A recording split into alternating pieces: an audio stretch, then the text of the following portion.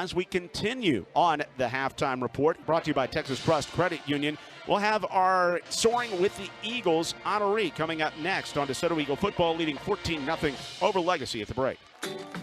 Hi, my name is Toinette Anderson. I'm the assistant band director at McCallum Middle School. Well, I started out playing piano at the age of 4, got into band through DeSoto in 6th grade at Meadows Intermediate, graduated, went to Iowa State, got there and heard their band and was like, oh, I really miss band and I want to go back. Because of my level of education that I received from DeSoto, I was able to audition for their School of Music mid-semester and receive the scholarships I needed to continue my education. And I became a music education major. I did that for 2 years, and I transferred to Georgia State University to study music business. So I ended up getting a double major in music business and African American studies. Got to working and got an opportunity with a cousin that's also a band director. And he was like, hey, are you still interested in teaching?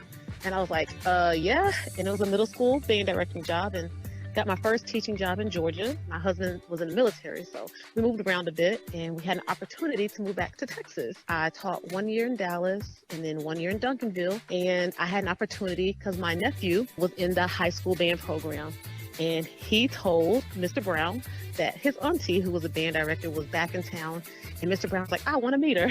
And I met Mr. Brown, and we got to talking, and he said that I had some opportunities, so I started working with the DeSoto High School Band program. That opened up an opportunity when DeSoto had an opening, and had my first interview and got my position here at McCallum Middle School, and I have been here ever since. This is my 5th year. What I love about DeSoto is that it's a fairly large, small town. Everybody seems to know everybody, but the town's still fairly large, you know? So the opportunities and the resources that DeSoto offers is still top tier. So I've always kind of set my passion out for giving opportunities to this demographic of students that aren't often given, so that when they go out into the world, that they're prepared to be successful no matter what they, decide to set out to do. What I love about working at this level is I get to work with them from ground zero. I really get to see their growth and development, because for the most part, unless the student had previous education, they knew nothing. Everything that they have and they've learned